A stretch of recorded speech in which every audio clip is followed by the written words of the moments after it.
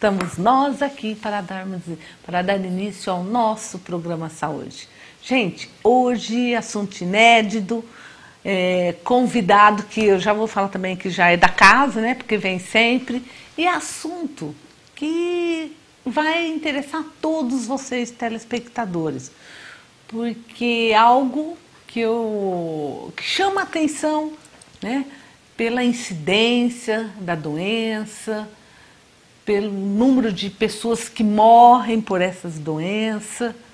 Então eu acho que nosso programa, como sempre, vai chamar muita atenção dos nossos telespectadores. Hoje vamos falar mais uma vez sobre um tema ginecológico. Vamos focar um pouquinho, gente, em câncer de mama, né? E dizer para vocês também que o câncer de mama não é só da mulher, não, o homem também pode ter, hein? Vocês vão aprender isso hoje no nosso programa Saúde. E para desenvolvermos esse tema, estamos recebendo mais uma vez aqui nos estúdios da TV Direta. Também já vou falar a presença do nosso amigo, né, Dr. Walter Xavier. Dr. Walter Xavier é médico, ginecologista, obstetra aqui na nossa cidade, né? E especialista, assim, mais especialista ainda, né? Tem mais uma especialidade, que é a mastologia, né? Que são as doenças relacionadas à mama. E hoje é esse o assunto que estaremos tratando. Mas vamos dar as boas-vindas, né? Doutor, muito obrigado por ter aceito o convite. Mais uma vez, estar aqui junto com o nosso telespectador. Eu agradeço, Eliana, o convite seu. A gente está aqui falando com os nossos telespectadores. E sempre é muita alegria vir aqui, porque a gente pode dar alguma contribuição para quem nos vê. Gente, então vocês que estão em casa, não só as mulheres, mas os homens também, quer tirar alguma dúvida a respeito da saúde feminina, o nosso telefone, olha lá, o 4147, né? 3656-4147, e o nosso WhatsApp, 99547-6879, está à disposição de vocês. A gente vai começar falando aqui sobre câncer de mama, mas às vezes vocês estão em casa, tem alguma dúvida, quer tirar alguma dúvida, alguma coisa da esposa, ou mesmo da namorada, pode ligar, mandar um WhatsApp pra gente, não tem problema não, né? E o importante é vocês participarem, como eu sempre digo, se não quiser deixar o nome, não falar, sou um anônimo, mas quero aprender. É isso que a gente quer ouvir de vocês, tá bom? Mas, doutor, vamos abrir, né, falando sobre a mastologia, logo que eu sei que o senhor, eu acredito que o assunto que o senhor mais gosta dentro da sua especialidade, né? O câncer de mama, doutor, ainda é muito importante? Morrem muitas mulheres ainda? Morre muito. Segundo o Ministério da Saúde, esse ano, por exemplo, teve mais 50 mil casos de câncer de mama. E a incidência tem aumentado muito no mundo inteiro. E principalmente no Brasil também, nos estados do Sul, Sudeste, aumentaram muito os casos de câncer de mama. E o que a gente tem visto é que os câncer de mama tem aparecido em pacientes mais jovens. Essa semana aí eu fiz diagnóstico numa paciente com 34 anos. Tem uma paciente que há pouco tempo tinha 26 anos. Lógico que isso não é a regra, é exceção, mas cada vez mais cedo estão fazendo câncer de mama. As mulheres com mais idade têm mais chance de ter câncer de mama. Por quê? Vou dar um exemplo, vamos supor que os cromossomas, eles são impares. E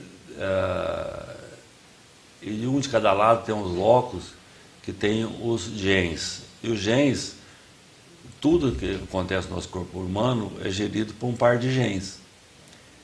E esses genes, vamos supor que eles, figurativamente, eles fossem um câncer, vamos dizer, um gene, um duplo gene que é responsável pelo controle da divisão celular.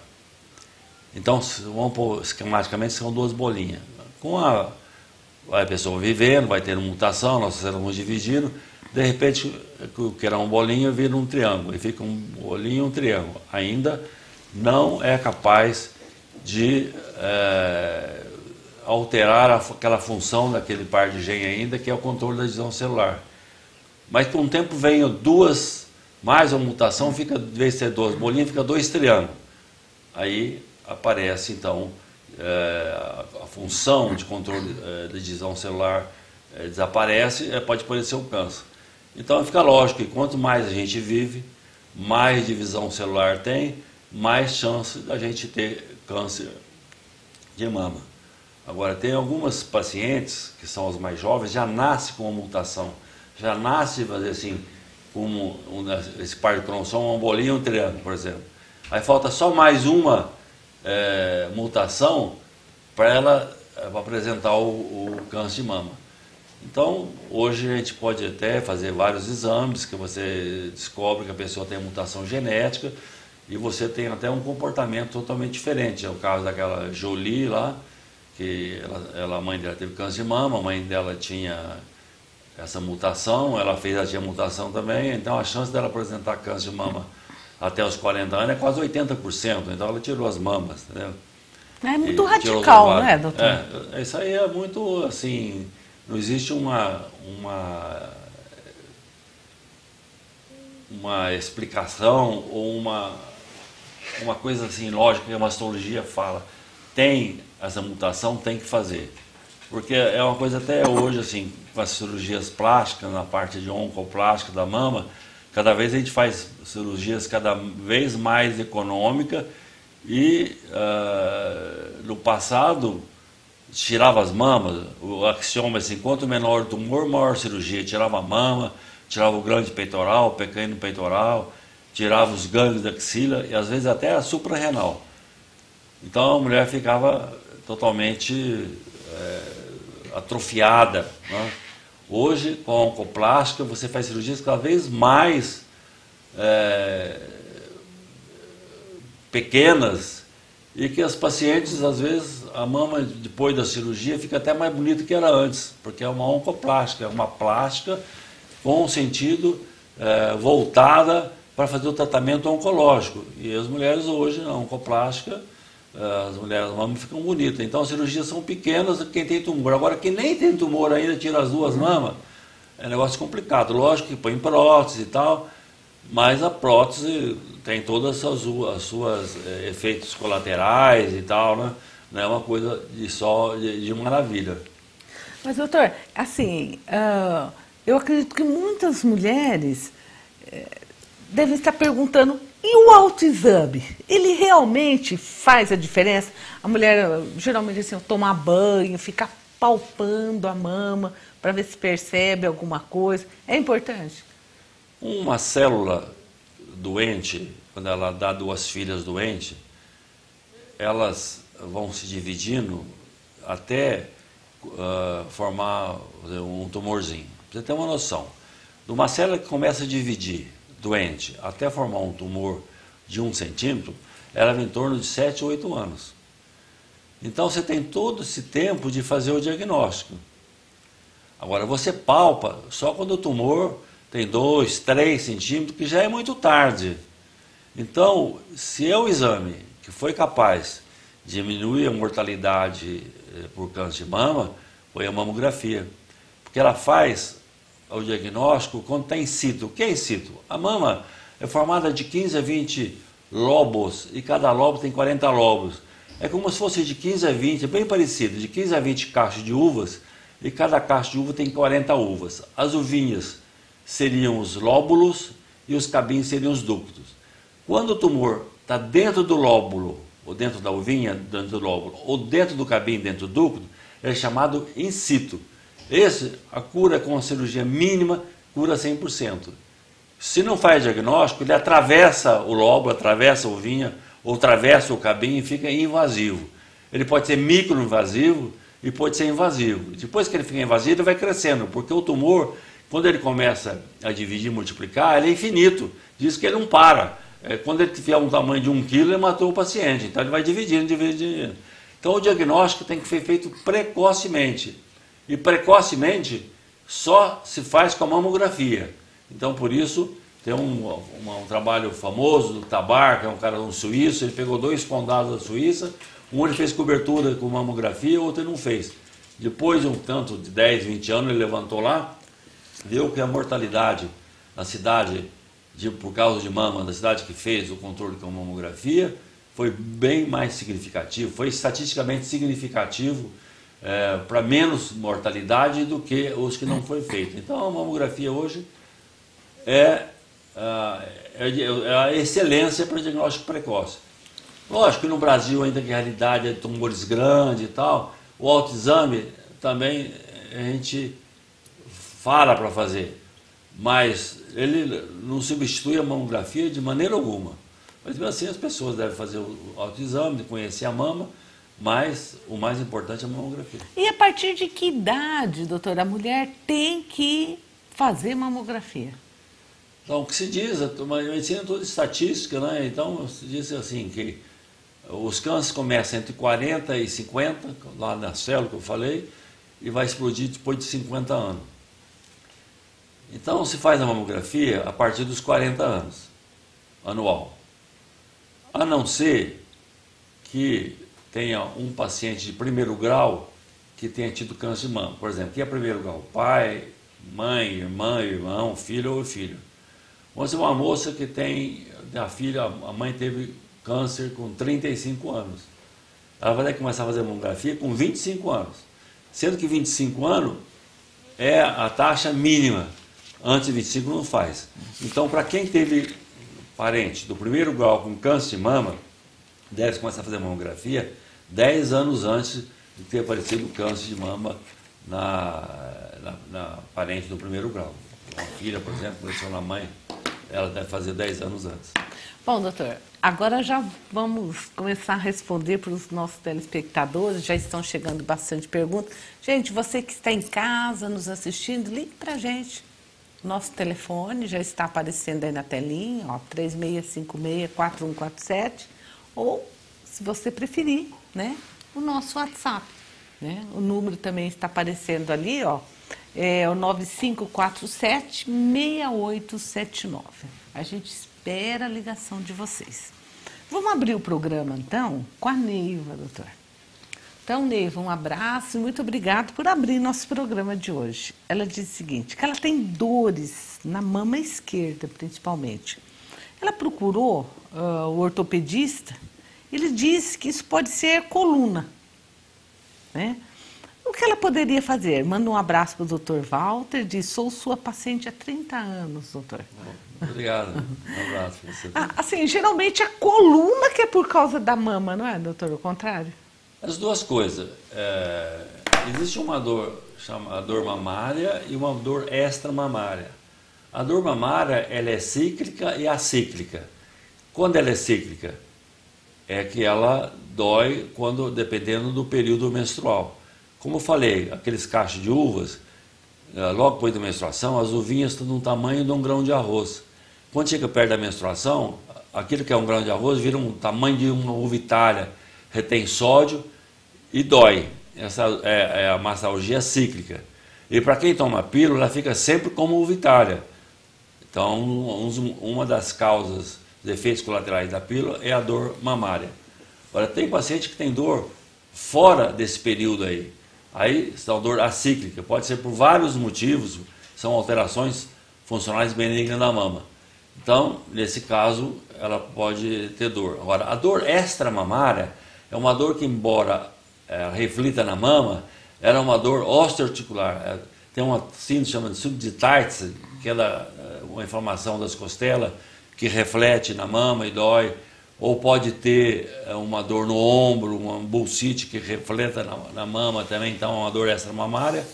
E quem tem mama muito grande também, pelo peso da mama, há uma distensão das raízes nervosas, pode ter dor na mama. Então a dor na mama pode ser vários motivos, quem tem que pesquisar para ver o que é. Ó, uma telespectadora anônima nossa pergunta, qual é o tratamento para câncer de mama? E se tem cura, a mulher que tem câncer de mama? Cura, com certeza. Depende do estadiamento. Então, o estadiamento ele pode ser 1, pode ser 2A, 2B, 3A, 3B, 3C, 3D, 4. Assim, a gente fala, o tratamento, o estadio 0, que é o in situ, cura 100%. Mesmo o estadiamento 1, cura 100%. O 2A também, uns 80%. Então, voltamos naquela tecla antes. Quando é diagnóstico precoce, a cura é 100% com tratamentos mínimos. Hoje a gente não destrói a mama, reconstrói a mama, faz uma oncoplástica, que é uma coisa nova da mastologia. Então as mulheres, além de não perder a mama, não perder a beleza da mama, que é uma coisa feminina, também ela cura 100%. E o tratamento consiste em cirurgia, às vezes cirurgia e quimioterapia, às vezes cirurgia, radioterapia e quimioterapia, às vezes cirurgia, radioterapia, quimioterapia e hormonioterapia.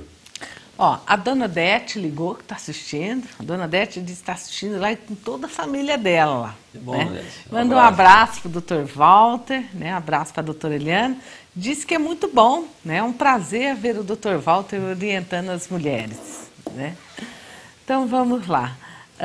A Silvia, do centro, disse que Dr. Walter, tenho muitos sintomas da TPM. Gostaria de uma sugestão. O que melhora mais a TPM? Bom, a TPM é uma coisa séria e que muitas vezes as pessoas não dão o devido valor que tem. Porque realmente os hormônios que a mulher tem,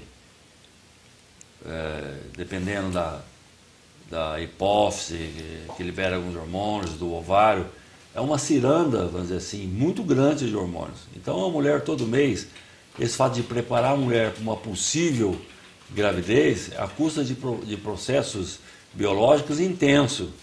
E os hormônios estão todos interrelacionados. É como se fosse uma orquestra e que cada um estivesse tocando uma música lá e que tem que ser uma coisa, um som sinfônico. Então, quando chega perto da menstruação, esses neurohormônios também estão totalmente alterados. Então, a mulher realmente tem sintomas intensos. Em muitos lugares do mundo, quando a mulher até comete crime neste período, quando a mulher está no período do pré-menstrual, dessa tensão menstrual, ele até é amenizado, né? Amenizado, é um lenitivo para isso.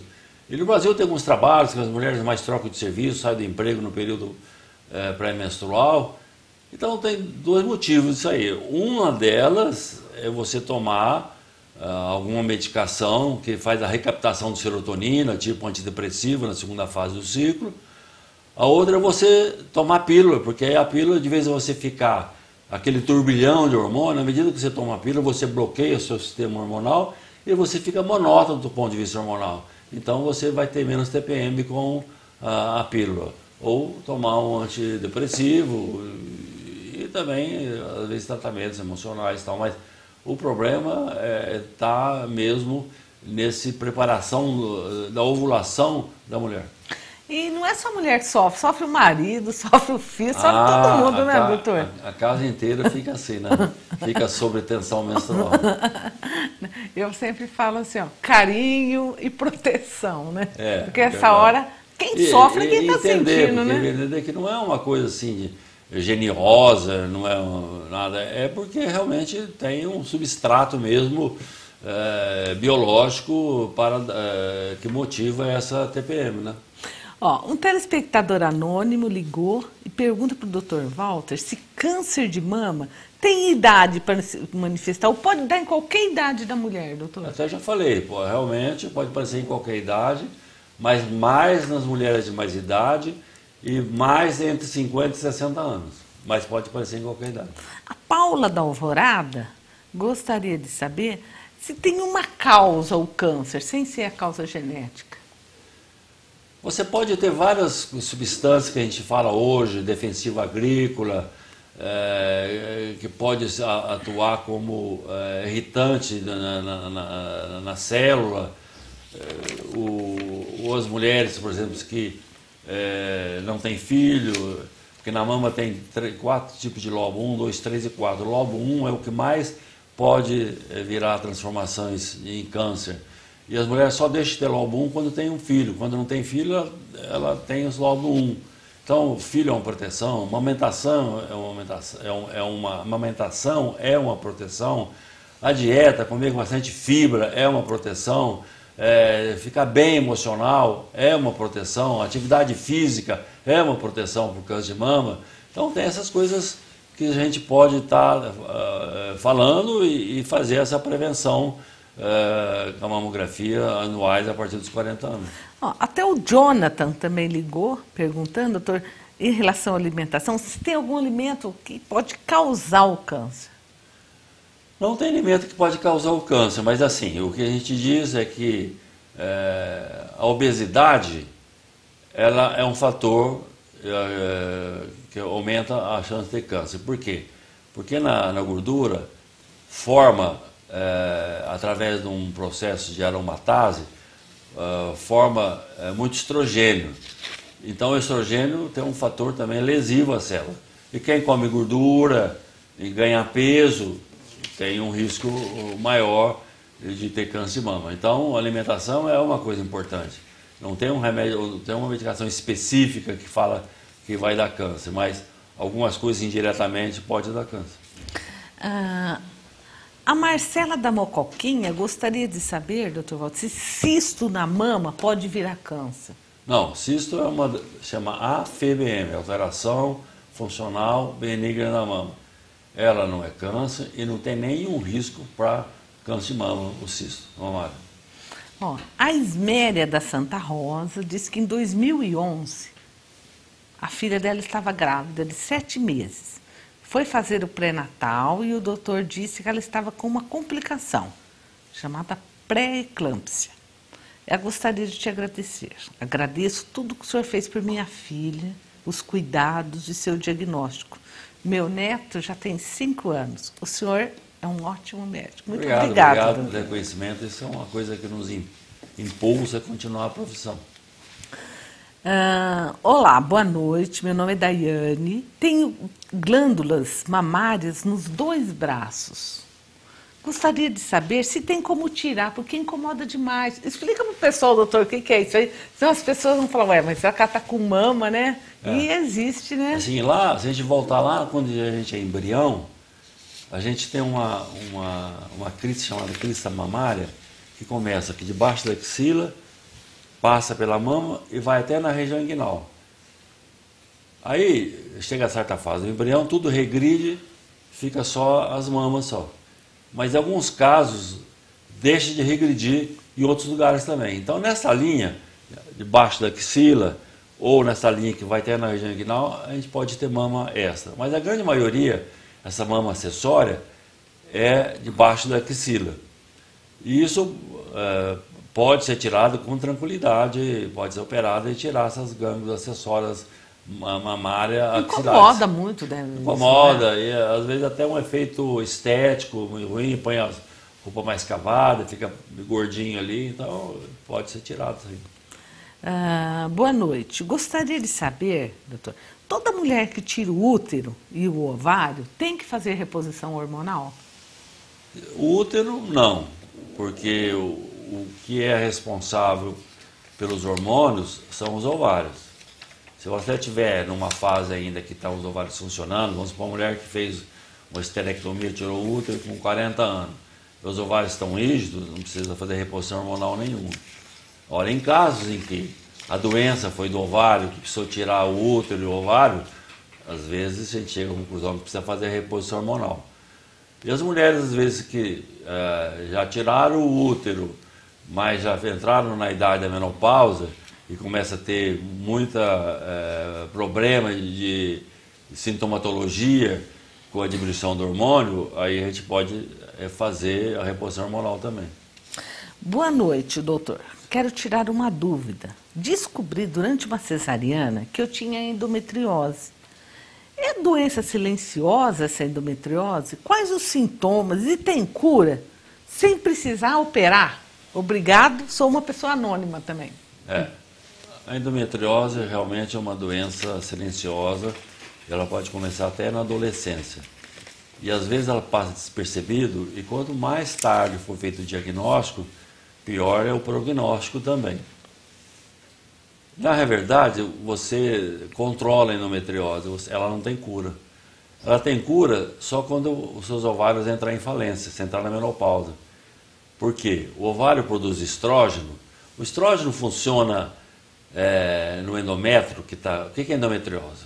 Vou começar. A endometriose, o útero tem 3 camadas. A camada interna, que chama de endométrio, a parede, que é miométrio, e a parede externa é perimétrio. Esse endométrio, que tinha que ficar só dentro da cavidade uterina, às vezes ele sai da cavidade uterina e entra na parede, aí chama de adenomiose.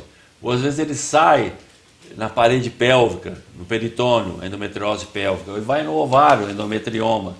Agora, qual é a causa desse endométrio sair? A gente não sabe, mas todos apontam para que seja mesmo uma deficiência imunológica da paciente, porque toda vez que a mulher menstrua, um pouco de sangue vem pela cavidade, pela trompa e cai na cavidade para não ter muita perda de sangue.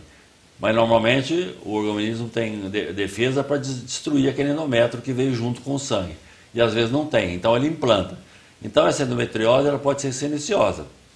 Agora, hoje o que faz? Se o estrógeno ele tem ação de álcool, teria no fogo, quanto mais fogo, mais álcool, mais fogo, mais estrógeno, mais endometriose, tem um que funciona como água, que é a progesterona. Então hoje tem a ação do progestágeno de uso contínuo, que tem uma boa resposta e a cirurgia deve ser feita em última instância, deve ser feito mesmo tratamento com progestágeno de uso contínuo e depois fazer uma reavaliação, quem sabe fazer uma cirurgia. Mas a cirurgia também, a cirurgia vai resolver se você tirar os ovários também, mas uma pessoa jovem, quer ter filho, então vai tirar os ovários. Então tem que tratar com progestágeno de uso contínuo, que existem boas respostas com esse tratamento. A Sandra, lá do Chico Piscina, disse que tem uma filha, doutor, que colocou o DIU. A filha dela tem 18 anos, né? Ela já teve um filho aos 16 anos e ela sente muita dor e o fluxo menstrual aumentou muito. Ela está muito preocupada e gostaria de saber se isso é por causa do DIU. É verdade, é verdade. O DIU de cobre, além dele aumentar as cólicas menstruais, chamada dismenorreia, ele aumenta bastante o fluxo. É realmente efeitos colaterais que o DIU pode apresentar.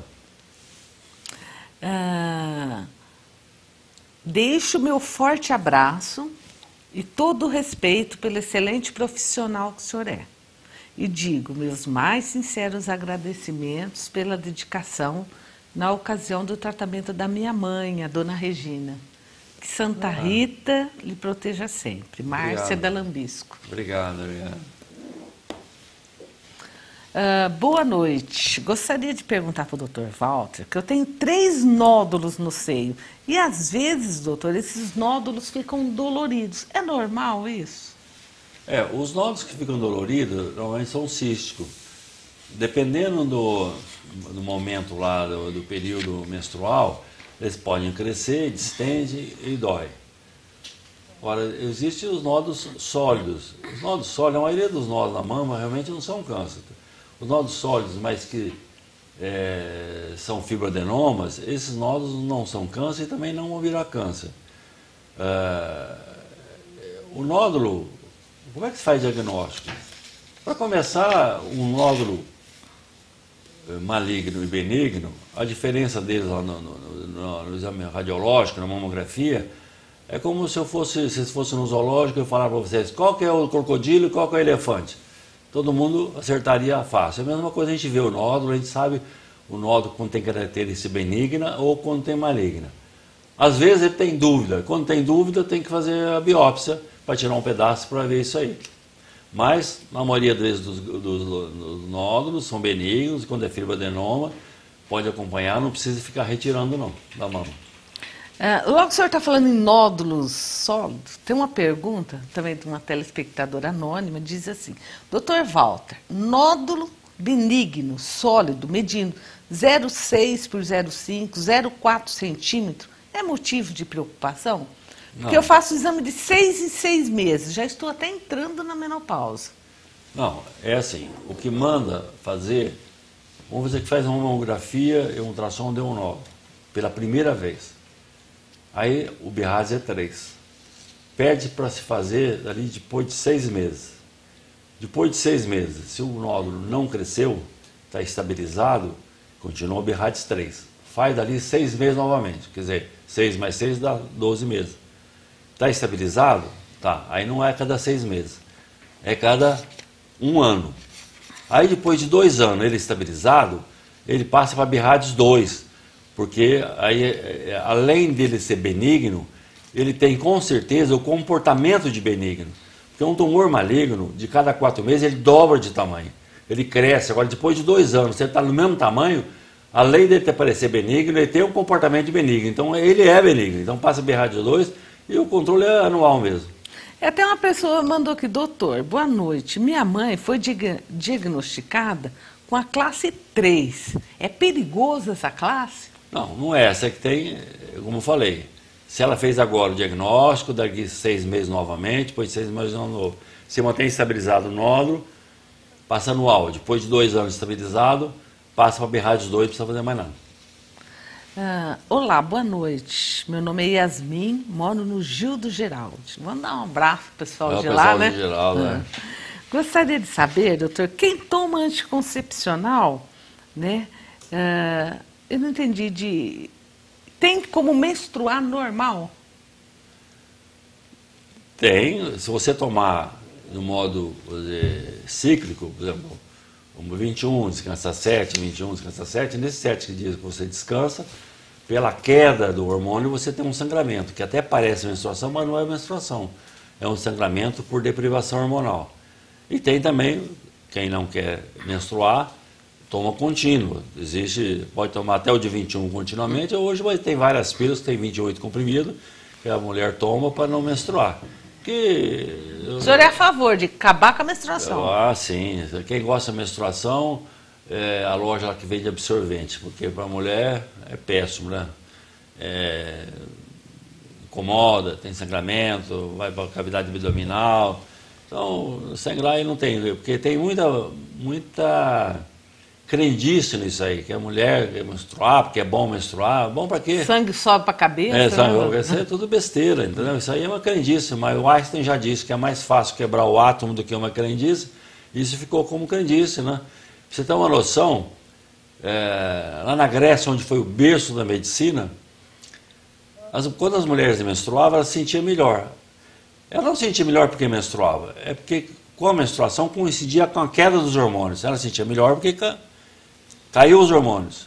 E caiu os hormônios e ela menstruava também.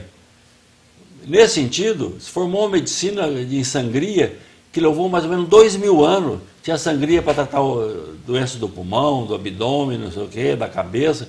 Tinha sangria. Até os nossos avós ou bisavós faziam sangria, entendeu? Então, tudo em função dessa menstruação. Agora, a mulher se sente melhor depois que menstrua, não é porque ela menstruou, que ela sangrou. É porque os hormônios caiu, a coincidência da menstruação com a queda dos hormônios.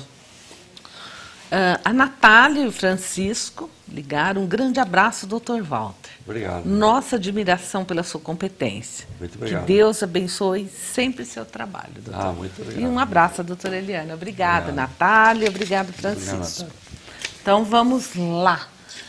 Gostaria de mandar um abraço para a doutora Eliana e parabenizar a senhora e o doutor Walter.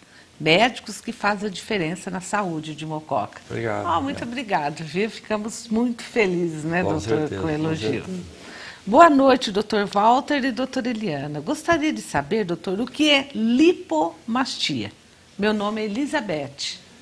Assim, o aumento da mama, ela pode ser pelo tecido mamário ou por gordura que esteja ali. Por exemplo, no homem, por exemplo, às vezes a mama cresce.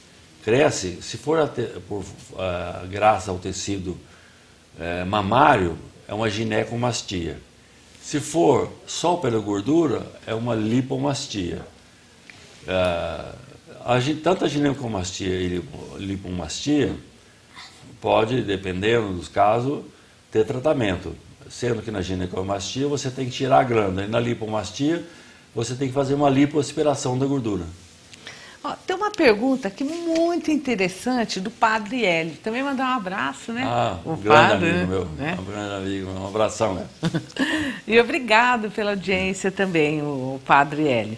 Ele gostaria de saber, Dr. Walter, se existe relação do câncer de mama com o câncer de pulmão, né? Isso é muito comum, né? Porque que... quem tem câncer de mama e ele evolui e fica metastático, então ele pode pegar ossos, preferencialmente, e depois pulmão.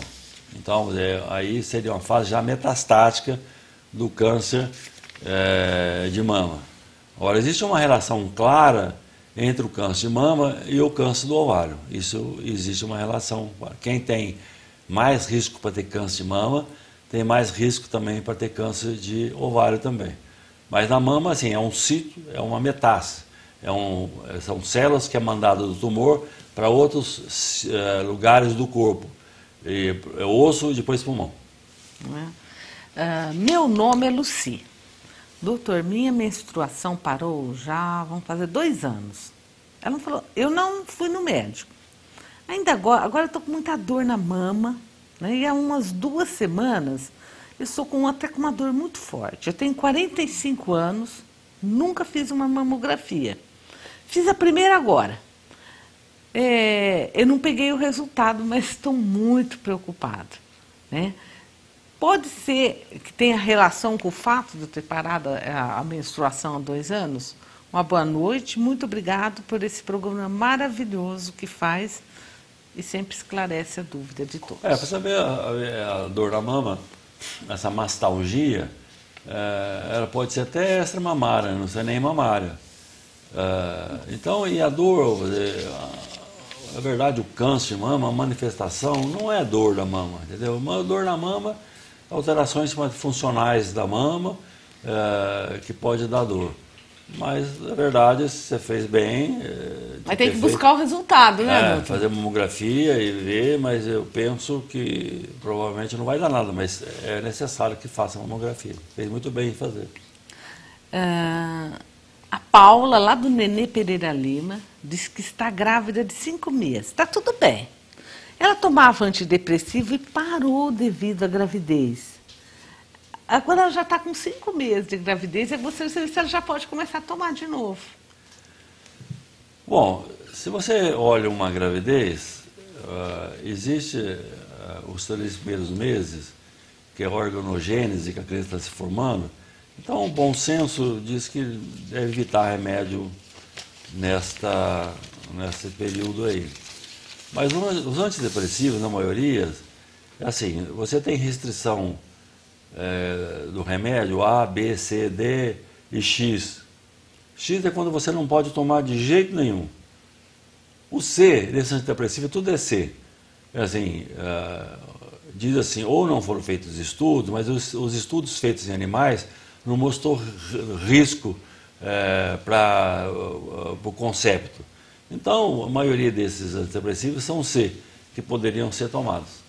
E também tem, hoje em dia, vários antidepressivos modernos, né, doutor? Existe muitos. Questão de orientação, a mipitrilina é X, não pode ser tomado de jeito nenhum, entendeu? É um antidepressivo. Mas o escitalopram, por exemplo, escitalopram é super seguro, tomar, né? A Fernanda disse que é paciente do Dr. Walter e o senhor a operou há 7 anos atrás. Já está ótima assistindo e te mandando um abraço. Muito obrigado. Um abraço para você também. E a Fofa também ligou pra gente. A Fofa de sempre, né? Toda vez que o senhor vem aqui, ela liga, não liga? É sua fã essa, hein, doutor? Dizendo que o programa está divino e manda um abraço ao doutor e à doutora Eliana. Diz que a mãe dela está te mandando um abraço especial. Diz que a mãe dela foi uma das suas primeiras pacientes. Até hoje. Ela me apresentou ano esquece, no Natal leva um presentinho para mim, ela é uma gracinha, gosto muito dela. Você sabe que assim, o ginecologista ele trata muitas vezes a mulher sem ela estar doente também, né, doutor? Também. De maneira preventiva, é uma visão, né? assim, holística de toda mulher, de todas as intercorrências clínicas, a gente acaba sendo assim um médico da mulher.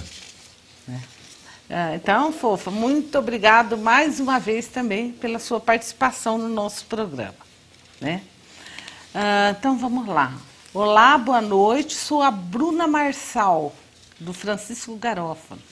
Queria mandar um abraço especial para o Dr. Walter. Muito obrigado. Porque o senhor é um excelente profissional. Muito obrigado. Olá, doutora Eliana, tudo bem? Gostaria muito de saber do Dr. Walter se quem nunca tomou anticoncepcional e tem um fluxo menstrual intenso pode precisar de reposição hormonal mesmo não tendo nenhum sintoma de menopausa? Eu me chamo Rosana e tenho 46 anos. Obrigado e beijo e muito carinho para vocês. Bom, se o fluxo menstrual for intenso a tal ponto que estiver comprometendo, vou dizer, a série vermelha, se você faz um hemograma, tem anemia, ou tem ferritina baixa, ou ferro baixo, então mostra que você está perdendo mais sangue do que deve e pode. Nesses casos, aí você deve fazer um tratamento hormonal para diminuir esse fluxo aí. Agora, se você tem um fluxo grande, parece grande, mas na verdade você não tem nenhuma repercussão hematológica, continue assim. Mas se caso tiver um sangramento excessivo chamado menorragia, tem que pensar em fazer um tratamento. Mas se a mulher entra na menopausa, doutor, não sente nada, está lá tranquila, tá... mesmo assim ela tem que fazer? Não. Hoje, antigamente, falava assim, terapia de reposição, não, era reposição hormonal, né? Terapia de reposição hormonal. Então, se dava hormônio para todas as mulheres, assim que menstruava, vendendo a ideia que ela não ia envelhecer, porque ela estava tomando hormônio e tal. E o hormônio tem suas vantagens. Quando você entra na menopausa, você perde 1% de colágeno ao ano. Então a pele vai ficando mais flácida, as mucosas vão ficando mais finas, você vai perdendo mais massa óssea. Então tem alguns efeitos que são advindos da idade, da falta de hormônio. Então se dava hormônio para todo mundo. Mas com vários trabalhos, como HERS, WHI, 1 Million of Women, mostrou que a reposição hormonal pode trazer um risco maior para câncer de mama e para fenômenos tromboembólicos. Então, daí para frente, hoje a gente não fala mais em terapia de reposição hormonal, fala em terapia hormonal, para ver quem pode tomar, quanto pode tomar e que tempo tomar e ser vigiado para tomar. Então, se a pessoa entra na menopausa, não tem nenhum sintoma, não tem nada, eu não dou hormônio. Agora, a pessoa tem às vezes sintomas que começam a atrapalhar a qualidade de vida, tem que tomar hormônio. Mas antes tem que perguntar, essa paciente pode tomar hormônio? Eu vou dar um caso. Você já teve infarto, não pode tomar hormônio. A pessoa já teve um fenômeno tromboembólico, não pode. A paciente tem uma doença chamada hemofilia, não pode tomar hormônio. A mulher teve câncer de mama, não pode tomar hormônio. Então, às vezes, ela não pode tomar. Mas quando ela pode tomar, ela vai tomar no modo, vou dizer, controlado e vigiado. Dr. Walter, sinto dores do lado direito sempre antes de vencer a menstruação. E umas ferroadas muito fortes, né? E há 2 meses venho sentindo isso. Isso é normal perto da menstruação? A mama tem um ciclo da mama. Como os hormônios preparam o útero para uma possível gestação, prepara a mama para uma possível lactação. Então as mamas ficam inchadas pré-menstrual. É aquele caso que eu falei dos cachinhos de uva. As uvas, que são os lóbulos, eles ficam do tamanho de uma uva Itália e às vezes a paciente tem mais, a mama é densa, tem mais tecido glandular, tem mais lóbulos, então a mama fica mais inchada e dói. É aquela dor chamada dor mamária cíclica, que é pré-menstrual. Se está incomodando muito, existem algumas medicações, anti-inflamatório tópico, pode colocar na mama para melhorar a dor. Eu só acho, doutor, não sei, a pergunta dela, apesar de estar assim muito genérica, gente, quem mandar o WhatsApp, não esquece de deixar o nome, Porque como a gente não sabe quem manda, né? Fica assim meio... Não. Ela diz que sente dor. Será que não são dores assim pélvicas, eu tenho a impressão, que ela quis dizer? Porque ela sente muitas dores, né? Principalmente do lado direito. Ela pode ter dor pélvica, porque quando vai menstruar, o sangue é solto na cavidade, ele não sai por gravidade. O que tem que fazer o sangue? O útero contrai, aperta. E quando ele aperta, é uma contração e dá dor. Então, a dor pré-menstrual, chamada de menorreia, tem pessoas que têm mais ou têm menos, mas é uma dor do próprio sangramento que a mulher tem. Ó, nós recebemos também um WhatsApp de uma pessoa muito especial, do Rodrigo, seu filho, né? Obrigado. Que está nos assistindo também. Então ele fala, né, Dr. Walter, você é um exemplo de pai. Obrigado, obrigado. Né? E de profissional. Estou chamando, ele vai trabalhar no meu consultório agora, viu? Olha, debaixo dos seus olhos, hein, doutor? Então, eu, seu filho Rodrigo, estou acompanhando o programa junto com a Gabriela e seu neto Gabriel. Um abraço para todos eles. Né? Um abraço para você, viu, Rodrigo? Obrigado pela participação. Boa noite, parabéns pelo programa. Eu sou a Regina do Carlito Quilice. Gostaria de saber do Dr. Walter se classe 0 é grave. Não, a classe 0 só que diz que não foi possível classificar. Vamos supor que faça uma mamografia. Aí parece um nódulo. A mamografia não sabe dizer se aquilo é sólido ou se é um cisto. Quem vai poder dizer é o ultrassom. Então, quando dá classe 0, é porque o médico lá que fez, o radiologista, fez a mamografia, ele não conseguiu classificar. Então, ele pede assim, classe 0 para o médico assistente pedir mais um exame. Então, ele pede um ultrassom, por exemplo. Aí, o ultrassom daquele nódulo não é sólido, é cístico. Acabou, é BIRADS 2. E, às vezes, nem mesmo o ultrassom consegue fazer o diagnóstico. Às vezes, é necessário um exame chamado magnificação. Às vezes, é necessário até uma ressonância magnética das mamas. Mas quando é 0, quer dizer que não conseguiu classificar. Não precisa se preocupar, não é nenhum problema ainda, mas está pedindo mais exames para poder fechar a classificação BIRADS, que pode ser 1, pode ser 2, pode ser 3, pode ser 4A, 4B, 4C e 5. Dr. Walter, fale um pouco, existe TPM da ovulação? De mulher assim que fica mais estressada.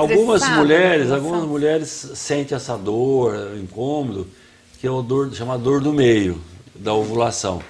Realmente, se for pensar em neurohormônio, no meio do ciclo, há um pico de LH, de hormônio e tal, para rasgar o ovário e sair o óvulo. Então, depende da sensibilidade de cada um. Às vezes, como algumas que sentem dor na ovulação, pode ter alterações também emocionais ou hormonais durante o período da ovulação. Tem mulher que percebe direitinho, né, doutor? Percebe, estou ovulando, né? Tá, sabe. Boa noite, tenho 39 anos e tenho muita cólica. Parece, doutor, que cada mês minha cólica fica mais intensa. Isso é normal? Isso é uma dismenorreia, porque ninguém sofrer não é normal, né? Então, pode ter uma abordagem clínica, terapêutica para melhorar essas cólicas suas. Não só hormonal, mas existem várias medicações, alguns anti-inflamatórios e tal, que pode melhorar essa cólica. E se o fluxo é grande também, pode usar o ácido tranexâmico, então várias opções. A Maria Rita da Vila Nova, eu gostaria de saber se a mulher, quando tira o útero, ela engorda. Não tem nada a ver. Isso aí, às vezes, as pessoas querem comparar, que assim, a pessoa tira o útero numa idade mais avançada. Aí, naquela fase que o metabolismo está mais lento, em que ela tem menos atividade física, ela vai ganhar peso, não pelo útero. Às vezes a pessoa faz a correlação no reino animal. No reino animal, quando caça, tira os ovários também. Se a mulher tirar os ovários, sim, provoca uma reviravolta intensa naquele organismo ali. Mas você só tirar o útero, não tem nada a ver. Agora, se você tirar o útero, os ovários, vai ter transformação sim, mas só o útero não. A Laura da Mocoquinha ligou pra gente e disse que deixou de menstruar há uns 5 anos, mais ou menos. Ela já está com 51 anos. Não senti nada, sintoma nenhum, calor, sudorese, nada dessas coisas que os outros falam que tem. Primeira pergunta, se isso é bom ou se é ruim. É bom, e é segundo, ótimo, não está sentindo nada. Ela queria aproveitar o programa para mandar um abraço para o doutor Rodrigo, que sei. é filho do doutor Walter e é médico dela. Gosto muito dele, doutor. Que bom, Rodrigo. Mas, qual que ela falou, né? Se é ruim, não sentir nada. Não, é ótimo. E se precisa tomar hormônio, não precisa tomar nada, graças a Deus. Por exemplo, você é uma das poucas que aparece, porque hoje a maioria tem sintoma. Quem não tem sintoma, e aí não precisa correr risco de fórmulas trombembólicas nem de câncer, porque você não sente nada. Pode agradecer a Deus todo dia, Graças a Deus, todo dia, graças a Deus. A Edilaine da Vila Carvalho, agradeço ao Dr. Walter pelos cuidados e pela cirurgia que o senhor fez em minha mãe. Hoje, doutora, ela está ótima. Muito obrigada. Obrigado. A Bruna da Coab 2 disse que tomava injeção de 3 em 3 meses. Né? Foi ao médico e ela está com cisto. Ela descobriu isso há uns 2 meses. Doutor, esse cisto, será que é da injeção? Será que tem que tomar, a fazer até cirurgia? Ela está tomando um remédio chamado Trantim. Bom, você tomar a cada 3 semanas são progesterona de depósito, que é um anticoncepcional. O Trantim já é uma pílula combinada de estrógeno e progesterona. Agora, precisa ver cisto. Quando cisto folicular, eu vejo muita gente preocupada com cisto folicular. Preocupar que o ovário tem cisto folicular seria mais ou menos preocupar que a mão tem dedo. O ovário tem folículos. Quando a menina começa a menstruar, tem 500 mil folículos. E toda vez algum desses folículos cresce para romper, ovular. Então, o cisto folicular e nada é a mesma coisa. Então, não precisa se preocupar com isso. E não é porque ele já estava tomando 3 em 3 meses, e não é porque que ela vai tomar. Isso aí, às vezes, até regride. Costuma até regredir, sem nada. Às vezes você tem cisto num ovário no mês, no outro está no outro, e as pessoas ficam desesperadas. Aí faz outro ultrassom outro mês para ver se sumiu o cisto, sumiu no outro, apareceu no outro. Isso aí não tem nada a ver, isso aí não tem nem preocupação com isso não. A Ana pergunta se o hormônio isoflavona repõe mesmo, doutor? É eficaz a isoflavona? Não, a isoflavona assim, é um hormônio de planta.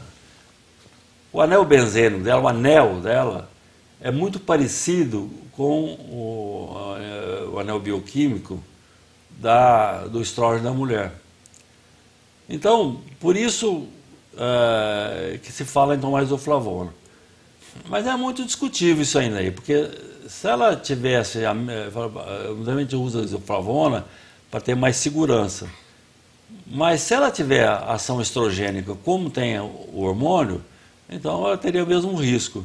Agora, mas em alguns casos que você não tem contraindicação de dar a pílula, a gente tenta dar a isoflavona para melhorar, mas os efeitos dela são bem duvidosos. Assim, não está comprovado assim, 100% que funciona? Existem várias isoflavonas, inclusive, uma de última geração e tal. E algumas pacientes que tem o fator psicológico também, né? Tem algumas pacientes que há reversão das ondas de calor com isoflavona e outras não há reversão nenhuma. Diferente quando você usa um hormônio normal, um estrógeno, que realmente aí tem efeito com certeza. É porque tem gente que fala assim, eu não vou tomar hormônio, vou tomar remédio natural, a base de planta, porque eu tenho medo, né? Não, é uma opção que a pessoa pode fazer, né? Mas opção com orientação médica, né, doutor? Orientação médica também. Ó, a Fernanda da Vila Carvalho, primeiro eu gostaria de agradecer ao doutor. Há 22 anos o senhor fez uma cesariana em mim, doutor. E hoje estou com 38, estou ótima. Que obrigado, um abraço. O senhor vê, né? Não esquece, né, doutor? Há 22 anos, né? Que a pessoa foi submetida, né? A cesárea, né? Uma paciente chegou no consultório, grávida, e ela me trouxe uma foto. E eu segurando o nenê era ela. Ele estava grávida, né? Então, a Lígia do João Rota foi exatamente que o João Rota depois no Facebook lá. Eu fazendo a cesárea dela, né? Trazendo a vida ali hoje. Ela está grávida, está para nascer, então ele pôs lá que eu fiz ela nascer, agora eu vou fazer nascer o filho dela. Isso que é legal, né? Muito legal. Médico de família. É verdade. Boa noite, doutor Walter. Fiz uma cirurgia e tirei um nódulo. Posso fazer academia? Já faz 3 meses, doutor. Nódulo será de mama? Aqui? Então, ela não fala onde que foi o nódulo. Se foi na mama, se foi um nódulo, né? Se for um nódulo na mama, se for uma cirurgia pequena, um nódulo, não tem problema nenhum. Quando você tira um nódulo muito grande, você pode até fazer, mas você tem que manter aquele sutiã cirúrgico pelo menos uns 30 dias. Mas, se for nódulo pequeno, não tem nem contraindicação de fazer academia, não. Gente, ó, nossas ligações estão encerradas, viu? Para a gente poder responder a todos os telespectadores. Boa noite, doutora Eliane e doutor Walter. Doutor, quando você tem prolactina alta, consegue engravidar? Um grande abraço, Fernando. Não, não consegue, porque a prolactina alta, ela inibe a ovulação. Então, nesse caso, existem medicações que você toma para baixar a prolactina para voltar à ovulação. Então, a prolactina alta é quase que sempre, porque em medicina a gente pode falar que é sempre, né? Ciclos sem ovulação, ciclos anovulatórios, mas que reverte com um remédio que abaixa a prolactina. Oi, boa noite, tenho 42 anos e tenho muita cólica. E minha menstruação vem um dia só. Isso é normal, doutor? Normal não é. Normal é vir 3, 4 dias até uma semana e não ter muita cólica. Se tem muita cólica, vem só um dia, pode ter algum problema, mas uma das causas, eu falei, existem tratamentos clínicos para resolver esse problema. Boa noite, gostaria de saber sobre bexiga caída, doutor. Existe fisioterapia? Tem que operar? Sou a Sônia da Santa Cecília. Bom, a bexiga caída seria a chamada colpocistocele. E quando é o reto que termina na vagina, é colporretocele.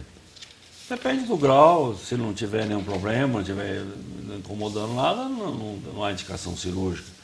A não ser que traga um desconforto na relação, ou mesmo traga alterações miccionais no ato de urinar, aí precisa rever e para ver. A gente tem que ver, cada caso é um, caso né, é um doutor? caso. Isso aí.